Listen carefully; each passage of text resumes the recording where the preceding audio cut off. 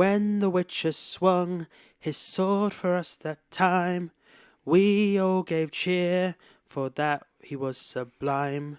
But now the time is dim, the final call for him. He lays down his arms, and now we give pause. Lay a coin for that Witcher, the burly white wolf, yes, he was our white wolf, yes, oh. Lay a coin for your Witcher, the great Henry Cavill. Yeah, that was interesting. That was good. No, it was good. Thank you. I mean, don't get me wrong. Like below behind the scenes people, we were trying to work out the lyrics, like trying to get it as best as we can. We're not songwriters here. But you're not here for the lovely music, people. You are here for NMI when you need more info. A podcast around the worlds of movies, video games, and TV shows with your hosts today, Nate and James. How you doing, man? I'm doing good, thanks. Yeah. Trying to think about stuff to talk about. I suppose seen The Witcher. That's what we're going to be talking about. I watched Oppenheimer recently, so we will be doing a review for that. We're going to be doing our Barbenheimer review, where we are definitely. I've seen Barbie. It's definitely a chance to go party. That's definitely for sure. Okay. It's a great movie. I'll give you a little sneak peek there. But yeah, I was about to say Barbenheimer again. Oppenheimer for me was after Mission Impossible and it being 3 hours long. I just couldn't do another 3-hour film, and I can't wait to see it. Yeah. But definitely look forward to your review though, and also we're looking at doing a review for the new Teenage Mutant Ninja Turtles movie as well. So we've got a lot of reviews coming out in the near future, to be honest, which is going to be quite interesting indeed. And also we've been discussing some like what we're thinking about talking about in regards to like topics as well. I know we're going to be doing a Bear Season 2 review, so definitely looking forward to that. We're definitely going to finally get to our retro games episode. Don't know how we're going to do that. Netflix's One Piece is coming up. I mean, did you watch any of the anime? I have no idea. I've heard of One Piece. Did you watch Cowboy Bebop? Nope. Have you watched any of the anime adaptations they've done? Nope. Then you're lucky then in that sense. Okay. No, a lot of people saying like they're playing their cards to their chest on this one. They're not showing too much. Yeah. And also the creator, I believe, had to sign off on a lot of stuff from the original manga and anime. So. Well, that's a far better way of doing it, isn't it? I mean, we're definitely going to talk about like. So I think that definitely ties into today. Blue Beetle. I know you're on half and half with that. Seeing that, to be honest, that's a new DC film. I think I'm more over half. I'm getting big superhero burnout. I mean, the film looks okay, but I'm getting big superhero burnout at the moment. I'm just hopeful because it's gone from a TV movie to a cinema movie, so I'm kind of hopeful it's going to be good in that sense. And we're going to be doing a bit of a build a game session, so build our own video game session. Cool. Take inspiration from a few other podcasts, and we're working on that. But apart from that, James, how you been? What about apart from Oppenheimer? Yeah. Apart from Oppenheimer, how have I been? I've been good. Still playing Midnight Suns occasionally. Such a long game, so much dialogue. It's mostly dialogue with a little bit of game attached. How about yourself? I can't really think much else. I mean, myself, I've been playing Remnant 2. Remnant 2. It's fucking brilliant, man. Like, I loved the first one. I've got like maybe 50 hours on my Steam account and probably another 50, 60 hours on my PlayStation account. Like, I really loved that game. And I always said I was shit at Dark Souls-like games, but this is like a Souls-like game because it has what we like to have in our Dark Souls games, save points, checkpoints. Nice. Yep. And it can be frustrating, but nowhere near as frustrating as Dark Souls games. No. That's why I think, and also it's a shooter, so I think you'd also like it as well in that regard. That's fair. Different. Yeah, I mean, I do love Dark Souls, if I wasn't completely terrible at them. But that's why Elden Ring was so good, because the save points were way more generous with the save points than they were in previous titles. I mean, that's the thing. I mean, me and you have got like a good 150-ish hours-ish. 220-ish. Oh, I've got 124 then. I thought we had about 150. I'm like over 200 hours and I still haven't completed Elden Ring. As said before, we got people. I'm terrible at the game. I've just spent so much time grinding. I mean, giggity. But I'm definitely not cutting that, people. So obviously you're here today for us to talk about Netflix's The Witcher, and this is a discussion episode we've been looking forward to for quite a while, to be honest. Someone more specifically. It's certainly something I think we've got a lot to talk about. And this is why for the promo for the episode, James will be first again as the old Geralt of Rivia, because this is more primarily his episode in regard to like discussion points, because he is the It's because I am secretly a mutant. you're. I was trying to come up with like an anagram, like the witch expert or the Wexpert. I wouldn't call myself an expert, but I suppose out of everybody who's on a podcast, I've read all the books, all 8 of them. I've played all the games. So you'd kind of be an expert then in that regard.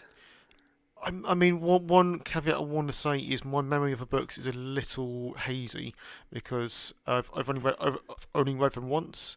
Time goes a little bit too quickly. It was about 4 years ago, perhaps. It's probably only about 2 or 3 years ago that I read the last book because it's not part of the main canon. It was made like several years afterwards on Season of Storms. It was probably about 4 years maybe since I finished reading the saga. So it's been a little while. I do really want to play 3, to be fair, and I can't wait You to want to play Witcher 3? I'm hoping eventually we see footage, maybe at Gamescom, of a teaser of the Witcher 1 remake. Oh, okay, yeah. It would probably be next year at this point, but I think CD Projekt Red's games have great stories. I think for Witcher 1, I really liked. Again, I like the story in that, but the gameplay was very dated. I was about to say of its time, but to be fair, it was kind of poor for that time. I mean, it gets the. I'm able to overlook it myself because I enjoyed the story and I'm more about story with that kind of thing. So yeah, I love the fact that we're making it, and I hope it brings the original story that they came up with to a bigger audience. So I was actually just thinking, like I did just search it. Well, you know how like it wasn't great for what a game it was. It was their first game ever developed. It was still a good game. I'm not going to say it wasn't a bad game, but I can understand why people struggled with it because it was very rhythmic based, but kind of quite dull. It's not good rhythm based combat like Arkham Asylum. It was more. I don't know. It got a bit tiring and a bit formulaic. The combat got a bit dull. Do you think they're gonna, when it comes to the next Witcher game, let's just talk about it briefly. Do you think they're gonna continue Geralt, or do you reckon it's gonna be Ciri? I mean, I hope they don't do Geralt. I really because he had a perfect conclusion. He had a perfect conclusion, and don't overdo it. You've done something and closed that perfectly. Don't open that again. I imagine they probably will do Ciri. Personally, that's not what I would want. I'd want a prequel. I'd want us to do something like Players Vesemir, if you're going to do a named character in his younger days. Or the Witcher schools. Or Witcher schools, that'd be fantastic. Create your own Witcher. Yeah, I'd be well up for that, absolutely. Change it up. And they showed in Cyberpunk that they're able to create kind of characters with different backgrounds. You've got 3 different backgrounds in Cyberpunk. You're not wrong there. And you could do the same thing with a Witcher prequel, but have different houses. You hit the nail on the head there, because it's 5 houses, I believe, if that's correct. I can't remember. I mean, the game's added some, so... That's fair. But we're not here to talk about the games, people. We're here to talk about the show, and we're going to do something a little bit different today, people. We're going to do our standard review, which will be about 15-20 minutes long at most, as usual. But when it comes to our spoiler section, which will be about 30-40 minutes, we're actually going to talk about the books as well. So what we're going to do is we're going to give our main review, but then James is going to give his review of the adaptation to the books. Myself, I'm actually going to give 2 reviews as well, but this will be for the more for the spoiler section, the review section, really, because I'm not book conscious. I don't know specifics about the book. So James is going to give 2 reviews, specifically for the one for the show in general for Netflix, and also one for book accuracy. Oh yeah. And he's given me a hint of the score, and it may have gone down after we talked. And if it's gone down again, Jesus Christ, this is not good. Well, that's a little preview there. But I think we should just get into it. So basically, right, we're going to set the old timer now, right, to get it working. Just one note. I don't want to say necessarily about a score. It won't be a score of 10 for book accuracy per se. Just want a bit of nuance into it. It'll be an accuracy. It will be an out of 10 for how good an adaptation of the books it is. Thank you for elaborating. It's good to have, to be honest. So yeah, I think let's get straight to it. So James, give us your initial impressions of part 2 of The Witcher Season 3. Uh, Perfect summation there. Perfect summation, really. So it's okay. I mean, I didn't mind it. I think I just liked things which you liked, and you didn't like things that I didn't mind. It wasn't necessarily anything that I loved from it. So first episode is very action packed, uh, but I didn't think it was action packed in a good way. They did some stuff there which goes massively against the book, and which pissed me off because they're getting rid of whole plot lines essentially. And and certain characters, the way they are trying to get them closer to the books, it's just when they've gone so far away from those characters' portrayal in the books from the last couple of seasons, it doesn't feel earned. That's fair. I mean, for myself, like, my initial impressions of the second part, we did not need that 1 month fucking gap. That's true. There was no need to give us that 1 month gap. I have no I'm quite angry that they did that because, like, honestly, like, Stranger Things has a better reason to. They were working on much more VFX heavy. They were working on a film, weren't they? Essentially, yeah. Well, I mean, the last episode it's like, last episode, like 2.5 hours or something. Yeah, crazy. exactly. They released, I think it was the last 2-3 episodes, probably about 5 hours, 5.5 hours in total. Yeah. The Witcher is 3 hours, if not even that. Like, Yeah. it's just barely 3 hours for 3 episodes, and I think my biggest problem with this, I think if they didn't split it up, I would have been less harmful to the review for this. Yeah. Because I think if it had a continued flow to the end, because the ending has got me as well. I was quite frustrated with the ending. Like, I think I'd give it a slightly higher score, but my frustration is, why did they split it up? Like, certain shows, I understand splitting up the episodes, like, because you want to give a bit of pause, you want to create dramatic effect. Also, episodes are longer, and you have reason to do it. The Witcher didn't, in my opinion. And I think they should have given it, like, I think because it was only 8 episodes as well, I think maybe it should have been 10.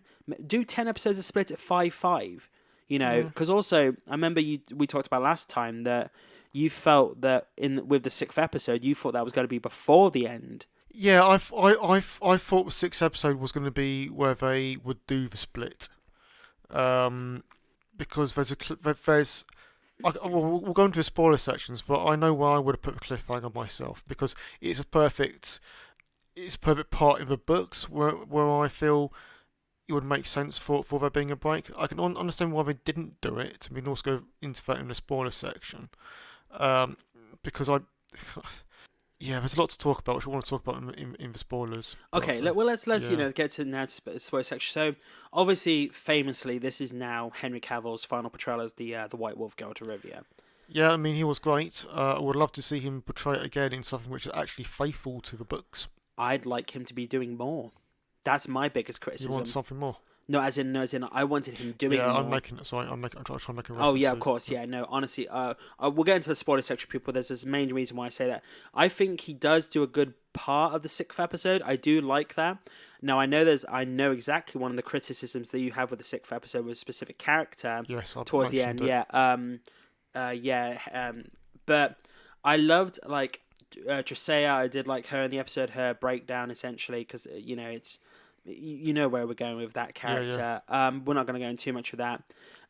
Can we say it's lore accurate? We'll talk about it in the spoiler section specifically. I did like Graham McTavish as he's great. I mean, some of the actors are really good, but some of the writing's not great. But I do think Dijkstra, Graham McTavish, he's really good. Well, him and Henry Cavill play off each other extremely well as well. I think that works. Like, that does. You know, I just love how they play off each other. You know, Yennefer, I felt she did a great job in this episode. Ciri didn't do as much in this episode, but there's reasons for that, basically. Yep. Actually, no, sorry. I do apologize. She did do a couple of things in this episode, like some character moments, some conclusions to character moments, with one specifically referencing Game of Thrones, actually. We'll talk about that in the spoiler section. Right, I think you might know I've not seen... I'll be honest, I've never seen Game of Thrones, but I do vaguely know, because I've watched a video which mentioned it, so... Yeah, so basically, it involves an episode of what's called the Battle of the Bastards, and it's a shot in it where basically they stole a shot from that episode, and it's almost identical to The Witcher, Do you see what I mean? Like, no, we're showing yeah, no but particulars now, I didn't realise they'd stolen something essentially. Well, no, it's not stolen. I suppose they're trying to pay, maybe they're trying to pay homage to it. If it's just one. Yeah, one but bit, so. my biggest criticism is that they were praising before the show came out, Henry Cavill will have a heroic exit. Now he had a hero's exit. Yeah. But I define hero and heroic differently, in my opinion. Oh, it's not. I mean, it's not. I didn't mind how they finished it, but it's not what they advertised at all. To be fair, I'm kind of quite relieved because I was scared they were going to do something ridiculous. We did hear rumours of like multiverse and like that's why they were going to do it with Liam Hemsworth and. Please, no. I mean, let's talk about Liam for a second. It has been revealed that he has done the makeup test for the show. He does look great, supposedly, but obviously, makeup can make characters look great. It's how he's going to portray the character is my concern, and they said they're going to do something a little different with his character. Right. What they're going to do, I'm a bit concerned by, like make it more lore accurate. Or my concern is, I think less. They're going to give him more of a beard. Which I know we'll get into. I don't mind. I mean, I know it's not necessarily accurate to the books, but I don't. That to be fair, that's just a small thing, and people like the beard in Witcher 3. So because I mean, like, that wouldn't bother me. I was kind of hoping at the end that maybe with Henry Cavill's exit, they did a very, very quick. We could say this now. You don't see Liam Hemsworth at all this season. Yeah. You don't see him at all. And I think that with the writer's strike at the moment, which wasn't predicted, it would have been nice that if they could have gotten, like, maybe shot a very quick scene with Liam Hemsworth, possibly maybe from the back or something, him in one scene, like, you get the tease of it, basically. Because I think if you had a tease of something, that would entice people more. But apart from that, I do think this... I said this part of the season, it's literally free. It's not even half a season. The VFX were really good. I did quite like the VFX in this, to be honest. And I did like the battle, the big fight in episode 6. I thought it was shot very well. I thought some of the battle decisions were stupid. I'll basically say shield and arrow. Okay. And I don't know if that's lore accurate though, to be honest. I can't remember. Basically, like, how can I phrase this? Arrow tips, shields. Right. I think that we'll have to go in the spoiler section for that, people. But I thought it was a spoiler section. I can't remember. It was a bit stupid how that played out. I did a lot that stupid. It was a lot that stupid. Oh yeah, of course. Yeah, we'll definitely get in the spoiler section. But again, I think like we are introduced to some other characters, which I'm presuming these are going to be bigger characters going forward. I'm trying to find the character's name now. Introducing season 3. I'm just looking for her now. Catherine McCormick, a druid healer. Oh no, it's not her I'm talking about. There's a character that Geralt basically meets in the second half, and she helps Geralt essentially. Big character from the books. If you are referring to who I think you're referring to. Milva. Yes. Yeah, Milva. So I'm presuming she's going to be a big character going forward. Yeah, she'll be a main character, similar to like Dandelion really, or Jaskia. So going in like, well, in terms of amount of screen time, which let's talk about Jaskia. I really liked his character in this half. Yeah. Like, I do like how he's getting a lot more to do in the show, because I think like when you play The Witcher 3, he's a character you just visit. He's a character you interact with in the show. You know you have a good relationship with this character with Ciri and Geralt and everything and Yennefer, and as the show has progressed, he became a central character. Yeah. How do you feel about his relationship with certain characters in this part of the season? You mean the stuff they completely made up? Yeah. I didn't mind it, but I don't see what they're trying to do.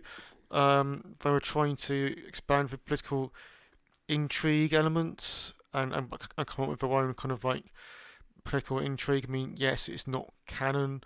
I didn't hate it, to be fair, but I still think they've completely mishandled how the whole politics and how to do politics well. Yeah, one also things like Jaskia. I think we talked about this in part 1 about how Toss Coin to Your Witcher is one of the most iconic. Well, it's an extremely iconic song. It's probably the best thing about the show, isn't it? Wow. Well, in an audio sense, the visual. Okay. In visual, it's Henry Cavill, but I mean, for a lot of people, definitely is visual. Right. Yeah. I definitely agree there. But yeah. I mean, like, but do you agree though that the music has not been nowhere near as strong? No, think there was one catchy bard tune this season, whereas there were catchy bard tunes in the first 2 seasons. Burn Witcher Burn. Witcher Burn was one. Yeah, but that's I can't 2. like with Toss Quantity Witcher, Yeah. which made like top music charts and everything. Nice. Burn Witcher Burn didn't, and like this, you do get a tease of like what Yasuke is trying to do, and yeah, he's trying to make a meta joke about what the writers are doing to a franchise. Oh wow, Jesus Christ, you went there. Damn, man. Damn. Burn Witcher Burn, literally, indeed. No, honestly, and going into the next episode, we're not going to spoil it. It's a series centric episode. We can say this basically because if obviously you get the previews for Netflix in the next episode, it is a series centric episode, and I think they spent way too long on it.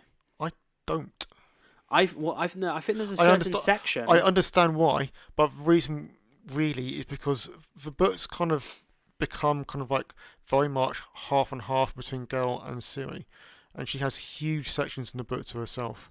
True, but I think there's a particular section when she's walking. I think I could basically say this. It goes on a little bit longer than it needed to. Yeah, they could have cut that down. I think, in my opinion, it was like, look at these great vistas, look at these great shots. It shows like the strength of her character. No, I did like that. I did like how she's a cat. Freya Allen does a great job in portraying this character. She does have a strength to the character, and she is a determined person. I love that, and this episode does show that, and also her progression. Yeah. There's some good. Yeah, no, I mean there are some good stuff, but I get your point. I think it's something we can probably delve into a bit more in the spoiler section. And obviously we get to the final, and it is a series-centric episode, but I can't even fully remember what goes on in the episode. I know some parts, and we can talk about it in the spoiler section. In the spoiler section. And then we get to the final episode. Yeah. And it was rushed, in my opinion. That's fine. I felt there was so much going on. Yeah. That and also Henry Cavill's portrayal in these last 3 episodes, I wanted more from him. Yeah. And I presume we'll go into the spoiler section. There's a plot reason why he wasn't. Yeah, I mean, I can explain it all. I mean, you can't. It is what it is. But I don't want to talk about the episodes in too much detail until the spoiler section. I mean, what I will say is there was quite a bit of Geralt in the very last episode, but if memory serves me right, they were really adapting the very start of the 3rd book with a lot of that final episode. That's the thing, like, because I know you said to me like in the previous review we did for this, that basically where they stopped the show, it was basically the halfway point in the book. Right, you mean, yeah, well 6 episodes, pretty much. 6 episodes would have been about halfway. So that's what concerns me, right? Like, they were at the half point in the book, which means they could have done an equal amount of episodes. They could have done loads more. And that's what really frustrates me. And they put, that's why I think some sections in the I mean, there are things they rush which they could have done in more depth, definitely. I mean, we're definitely going to get into the spoiler section, to be honest. But honestly, I'm really looking forward to what Henry Cavill does next. I think that basically if there's so many rumors going, we don't actually know why he left. It's not been heavily confirmed. Yeah. The heavy rumor is that basically there was creative difference. It's essentially the creative differences. I think it's because he realised he was in a CW show. Oh, don't go to that level. And also don't criticize CW shows. I do. Caveat. I do like CW. I do like some of the CW shows. I used to watch the earlier seasons. Used to watch first 5 seasons of Arrow, first 3 seasons of The Flash. I did enjoy them. Nice. And, I've got a Green Arrow wallet myself, so I'm a big fan. But the Witcher books are not that kind of show, so they've made it into. You've hit a nail on the head there, and I think we're getting onto this point now. So. Okay, so you got me onto actually a good point here. Yeah. There's a few articles out there in the moment from producer Tomas Basky, where he's basically talking about how, he's trying to essentially make it simpler for the books are too complicated, and trying to change the differences, and simplification is easier, but the high level nuance and There's a interesting bit about that American audiences, where he's saying I think we did like a screen test of one of his films, and it came back that Americans found it difficult to understand. I don't know, one of his films. It was about something. Anyways, like something about years ago, and came back. It was something about it being too complicated for Americans to understand, which I think is offensive, and I don't agree with that. I mean, I I love, as much as I do love joking about and ribbing stuff like that. I don't. So it might be the case in certain portions of a society. It's not, but it's just so. I don't think it's the right way to think about things. There's plenty of shows which haven't dumbed down and have been hugely successful. It's not. It's not necessarily the case. It's not necessarily the case. I mean, you did make a comment on this on our Discord actually. Do you want to go into that comment? What did I say? You basically said, this really frustrates me and explains so much about the TV series. I really disagree with this as well. I understand the logic and the thinking behind it, but I honestly think it's wrong. They should go on with the more nuance and grey morality from the books. Heck, I love the heck. Yeah. It's one of the things the Witcher games did really well, and they became crazy popular with The Witcher 3, which is exactly true. Oh, yeah, actually. So one of the things in that article you mentioned that Baginski said, if I remember correctly, was something like the YouTube that Witcher series had to appeal to the YouTube generation, TikTok generation, who've got a very, very short attention span. And I say bollocks because The Witcher 3 was one of the most popular games of all time. It is why the Witcher series existed, and that is one of the longest games of all time. And it's full of great morality, it's full of nuance, it's full of really great storytelling. And also, like, I heard of The Witcher growing up, The Witcher 1, The Witcher 2, when they first came out. But I just thought they were like, you got those like really small games, essentially, you played, like those point-and-click games, essentially. Yeah. That's what I thought they were. And then The Witcher 3 came about, and how astounding it was. Yeah. How amazing it was. And I remember playing that game and fucking love it. 150 hours to play that game. Nice. So many people I know loved that game. Yeah. And not just gamers, like general people played that game. And obviously, Doug Cockle, I believe the voice said, yes, he brought a great personality to that character in the game, and he brilliantly adapted. And when it came to the show and it got announced that like we were getting a Witcher TV show, a lot of people thought, oh, it's going to be like the games, but then they were like, oh no, we're doing the books.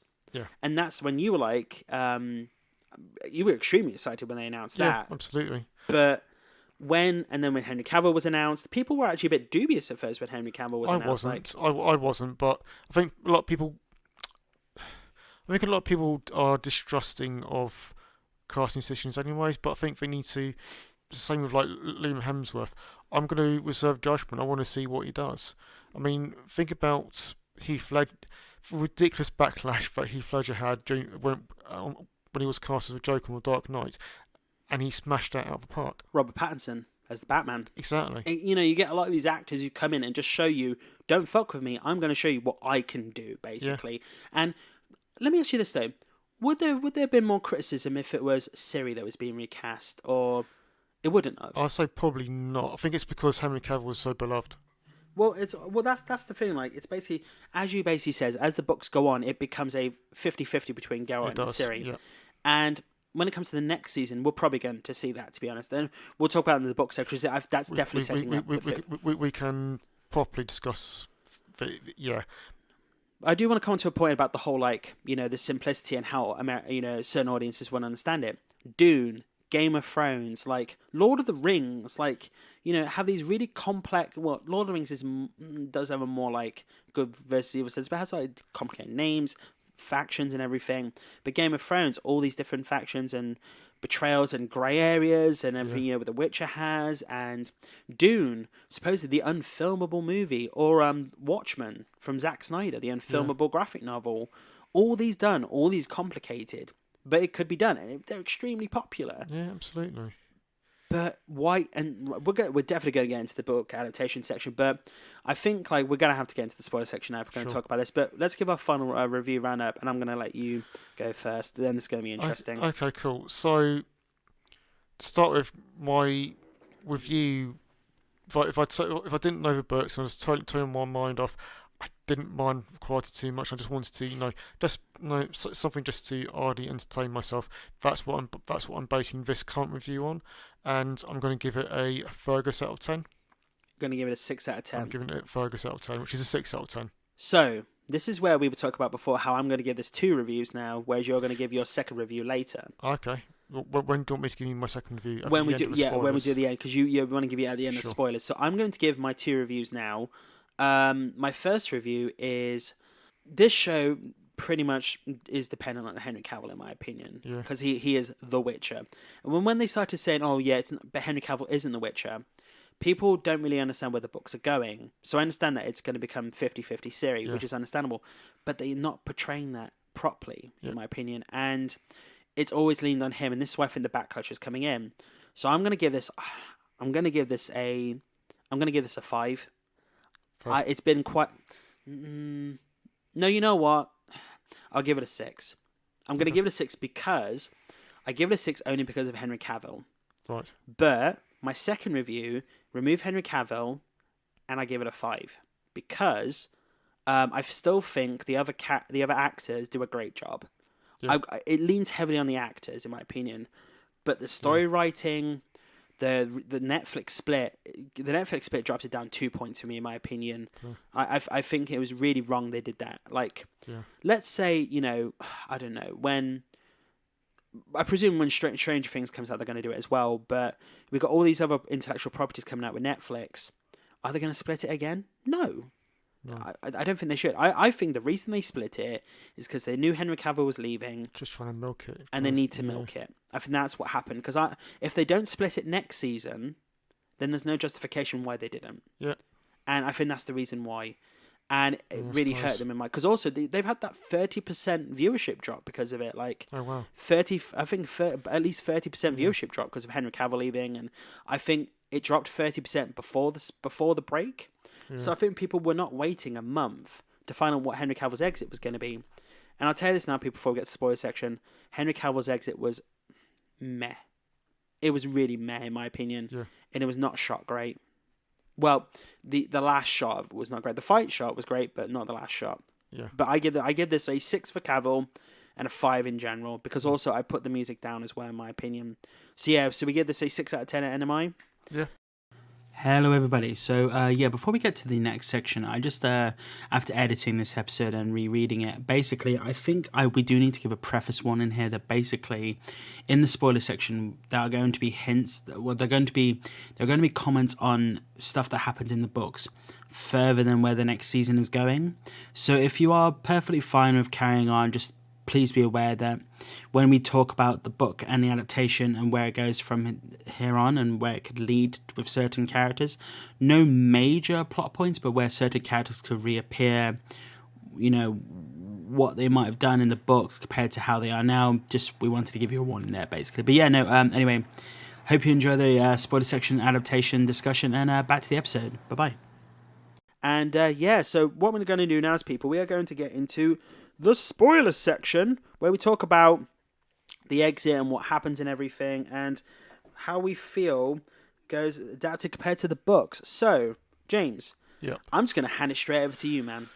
How does this season compare to the books? I mean, how did you feel with the show in general with regard to the spoiler section for the last 3 episodes, but also using the books as a basis, and then also inputting, how it compares to the books? Okay, so should I do my rating for how good an adaptation I think it is? Do you know what?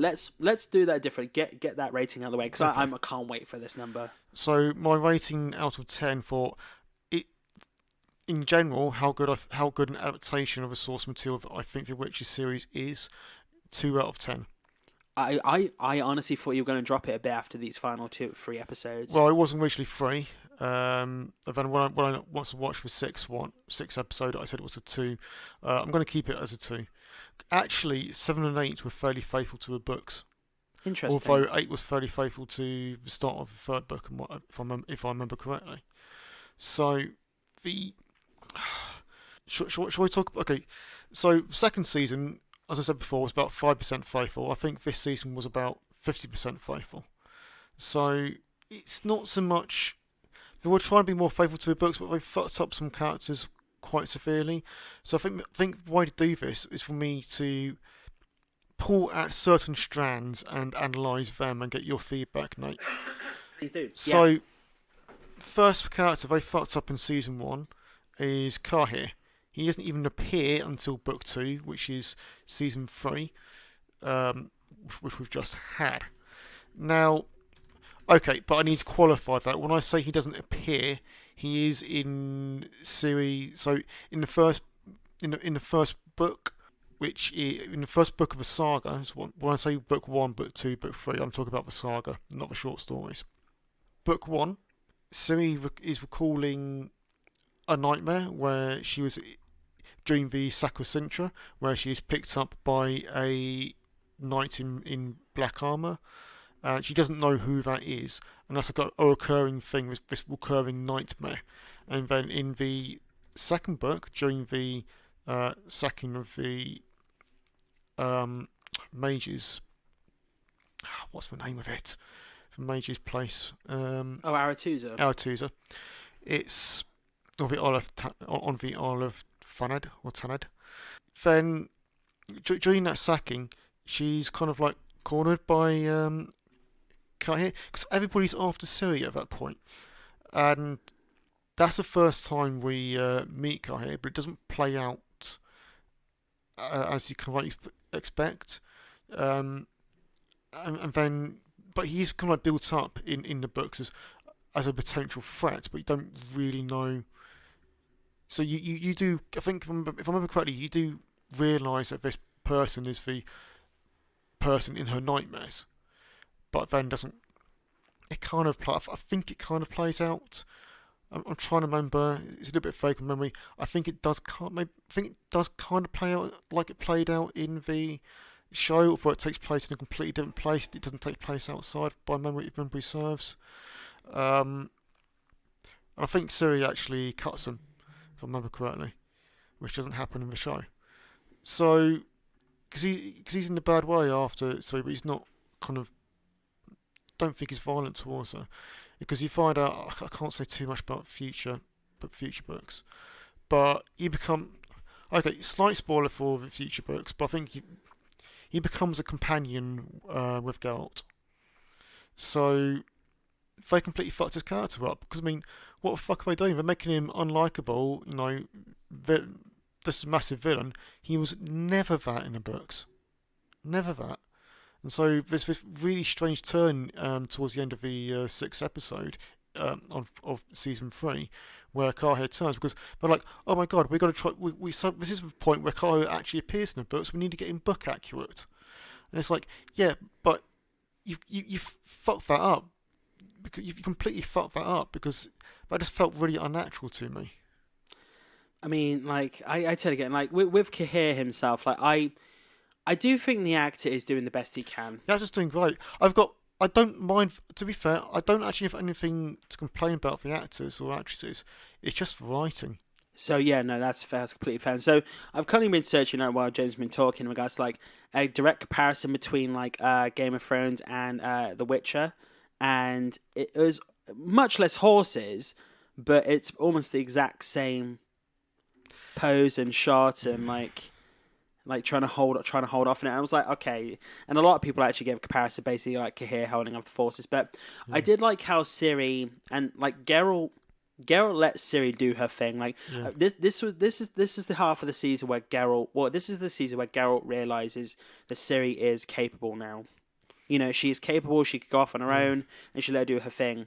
And obviously, we're going to get to another character in a minute that James is extremely pissed off by. Yeah, that was when I texted you. I literally paused it, and I was like, "Fuck! This is the precise point where I dropped my score of how good an adaptation it was from a whopping 3 out of 10 to my 2 out of 10." But I did like Kahir and Ciri's discussion. I did like how she was on the verge of really shoving that sword into his throat, to be honest, and she was ready to. And then I think she cuts him in a book.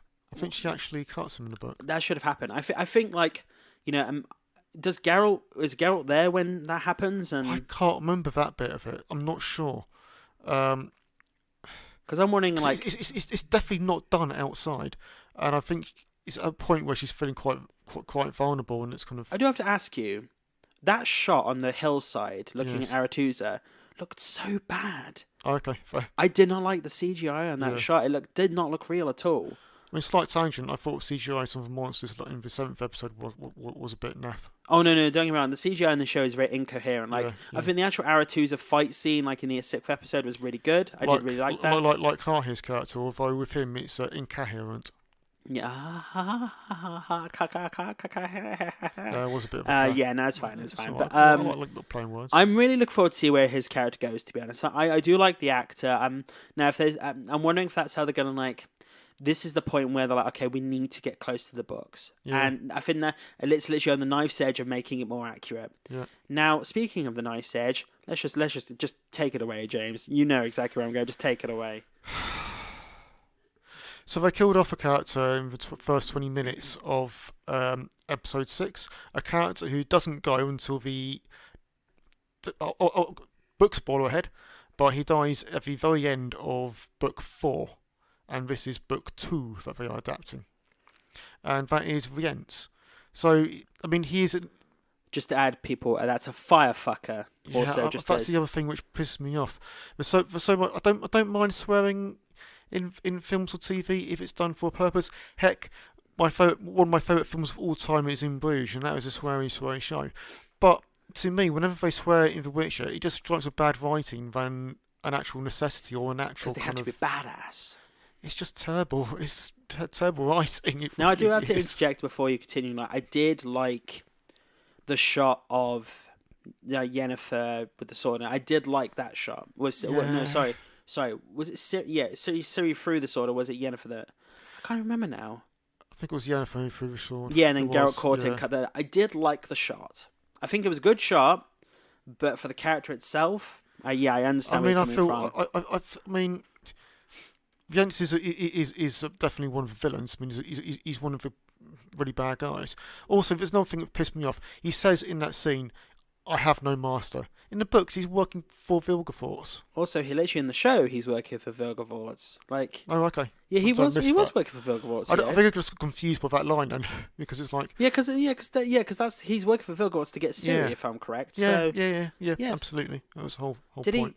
He because no, Vilgefortz fixed his arms. Oh, okay, fair. Yeah, do you remember when Geralt broke his arms? I'm right for he did come up with that line, didn't he? He says, "I have no master." Maybe he's just trying to be bullshitting them and everything, but nonetheless, I mean, it's a whole big point in the books, which is that character was done such an ill justice. For the acting was great, but the character, how it was written, so much injustice.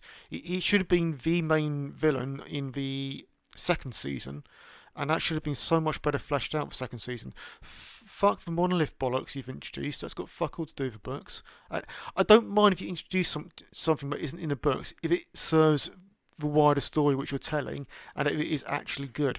But I do, no. As I was, you continue. I'm coming on to another point. But most of the stuff they introduce is just it either doesn't make sense to the wider story or the canon, or it's just terrible. It's fan fiction, is what some of it comes off as. I know Geralt gets heavily injured in the books. Just right, yeah. I mean, one thing I was going to say is when I asked you. I think I asked you after we recorded the podcast for the first part. I asked you what do you think happens in the second part. I couldn't tell you at the time, but I knew that you were very, very close. So because I did say about how Geralt would get injured. It does, yeah. And is it Vilgefortz that does it? It is, yes. It's a 1-on-1 with Vilgefortz. So basically, the entire fight was actually book accurate in regards to the leg and the back and he gets completely fucked up, and then his leg remains kind of like damaged afterwards, even after the healing in Brokilon. So the healing episode as well, where he's taken that's accurate to the book as well. So I can't remember exactly how accurate they did, but yes, he gets taken to Brokilon and the Druids do heal him. They can't fully. I don't think Yennefer was ever there. So, and he doesn't get fully. He can't fully heal his leg. His leg's always a little bit gammy from that point onwards. So obviously now his leg isn't because another thing that's not book accurate. Because they do. Unless like. She got there a bit too late, and maybe the leg is still a bit too far gone to be injured. Yennefer wasn't there at all. She was in the. I mean in the show. No, she was. Yennefer was there in the show, but also she disappeared. She just appeared there, like... It's because nothing makes sense in the show. Right, so one thing I do have to ask is, like, what really, really frustrated me is that, like, Henry Cavill is extremely seen in episode 6. He's literally on his back for all of episode 7 and a bit of episode 8. And I felt that... I understand that Ciri is becoming the 50-50 character, but when you're doing the interviews for this final season, don't keep saying Geralt is going to have heroic exit. Because when it came to that final fight scene in episode 8, I thought it was a good fight scene, but it doesn't compare to the fight scene earlier in the season, which I thought was much better. With the Skoltari. That's the Skoltari, if I'm correct.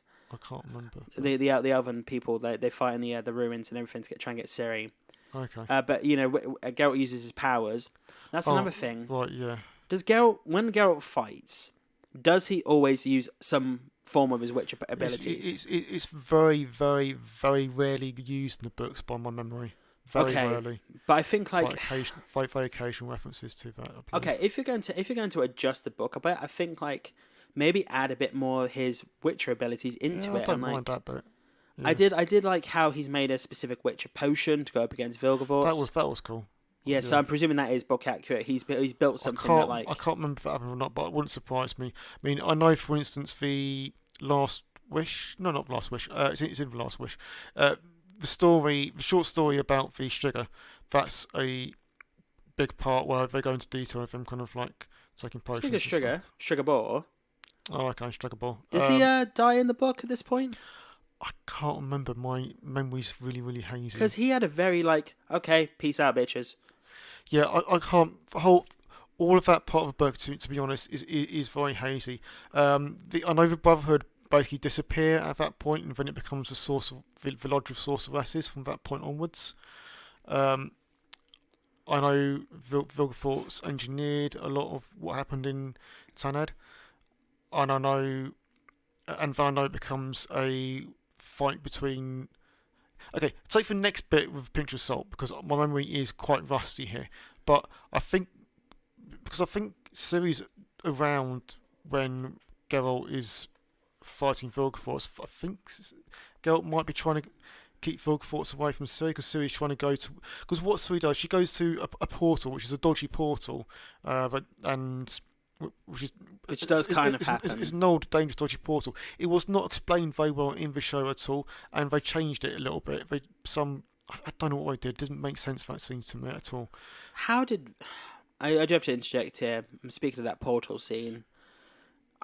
It was interesting how Vilgefortz only has one eye now, because he's got part of the monolith or whatever in his fucking eye now. But how the fuck did he survive that explosion? That came down. Yeah. I don't understand. Maybe he portaled out at the quick second. We don't see any. We literally go. He disappeared. The tower explodes, and then he's there at the end of the scene with the fake Ciri. This is where my memory of the books is a little bit hazy, unfortunately. Also, how did he get the girl back? Was that in the show? Get what girl back? You know, the girl who was Ciri at the end. So this is why it's only 50% accurate, and what we get accurate, it's made worse by the stuff which... I have to specify here. Are you saying 50 or 15? 50. Okay, right. Continue. 50, but it doesn't mean it's well adapted, even though it's 50% accurate. Does not mean that 50% is well adapted. It just means that those events kind of happened. The whole scene in the first part where he goes to this place that Vilgefortz has, and he's making fake series. That's not in the books. It's complete bollocks. It's fuck all to do with books at all. So what happens? And this is where they could have expanded it. They could have expanded that whole kind of political intrigue with what's going on, because with big conversations in the book, it's kind of because Vilgefortz is... There are concerns that Vilgefortz is trying to pull one over Emir, which he is. And then Emir... So essentially, Vilgefortz is tasked with... Again, slightly hazy, but I think I've got this one right. Vilgefortz is tasked by Emir to take Ciri. I mean, you've also got Guy who's doing the same thing, but Emir wants Ciri. Vilgefortz doesn't get Ciri.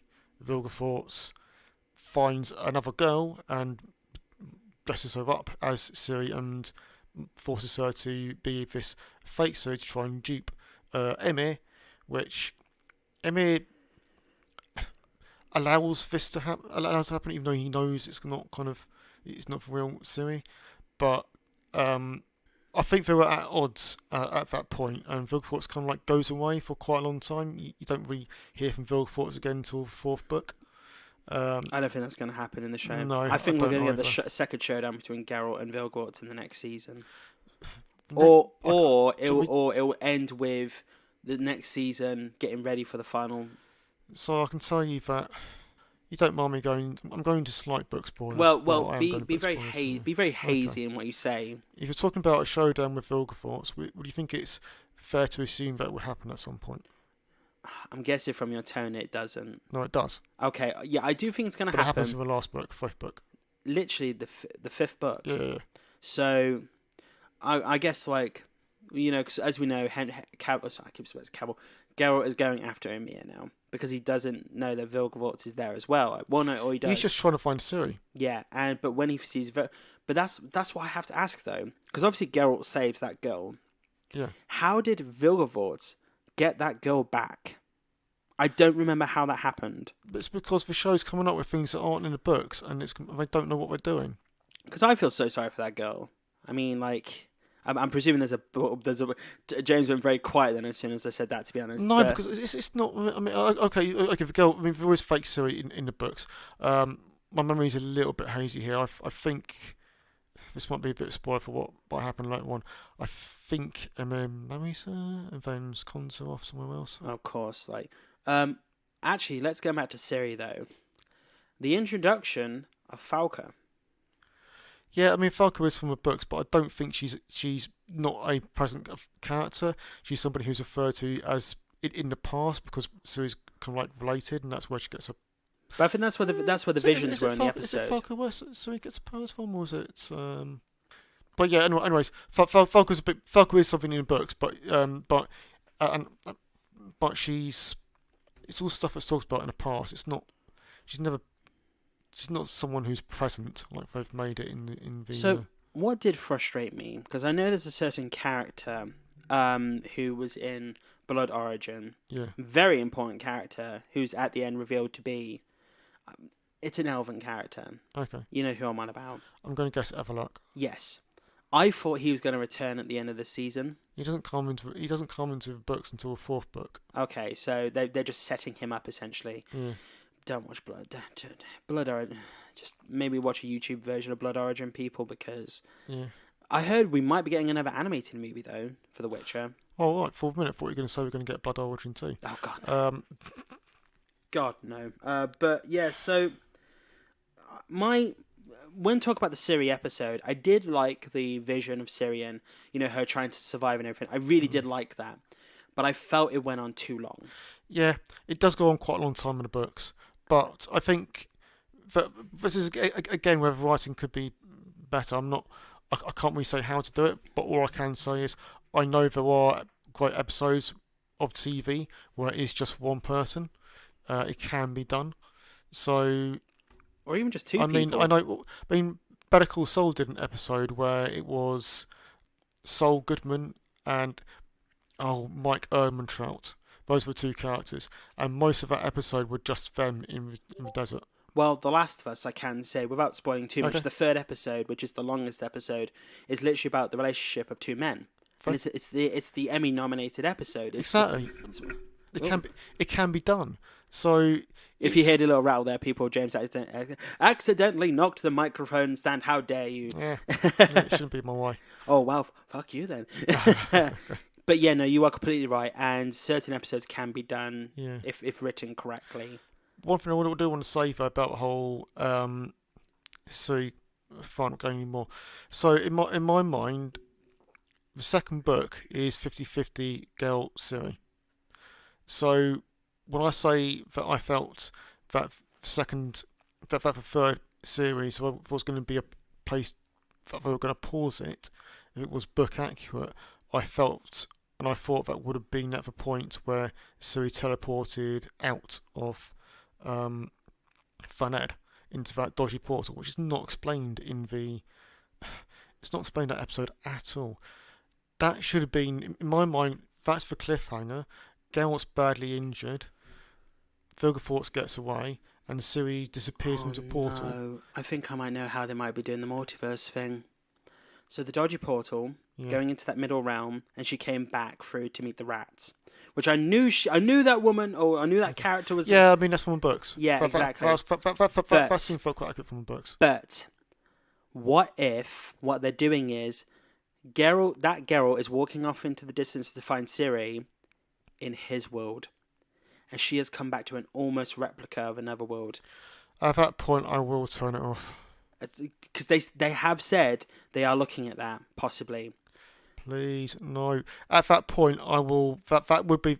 I mean, I'm willing to give this a benefit of doubt because I want to see an adaptation of a book, so I'm trying to persevere with it.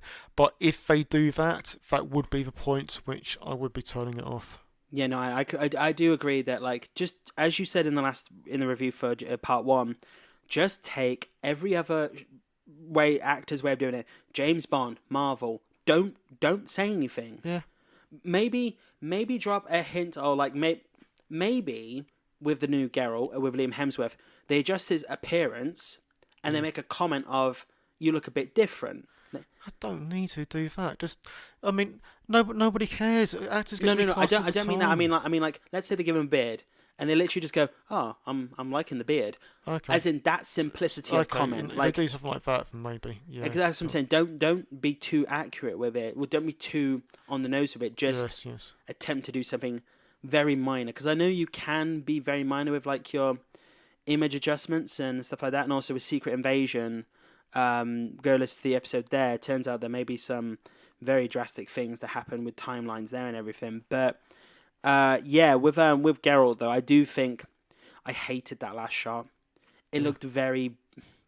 It didn't look Netflix-esque at all. It looked very just them walking off with a very basic shot, and like I did like the fight. I loved him fighting with two weapons and everything, the sword and the axe, and Yaskia getting involved and everything, and I did really appreciate that. But that final shot of them just going off into the fog, like I heard there was a slightly different ending. I haven't read up on it, but I heard there's a slightly different ending, and I'm gonna read up on what that was, and we may talk about that in a future episode or something. But who knows how they're gone? But so I'm gonna go back to one thing I do want to say.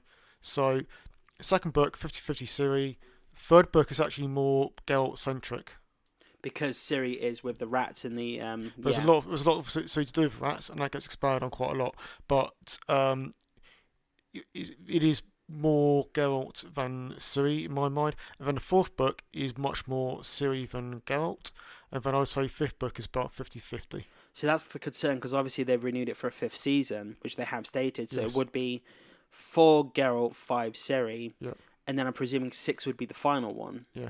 So maybe they'll push it to the 6th season, which a lot of Netflix shows do that. The Witcher, Stranger Things did 5 seasons. Cobra Kai, which I know you're not into, I fucking love. It's basically a live action anime, and the main character is new Blue Beetle. They're doing 6 seasons.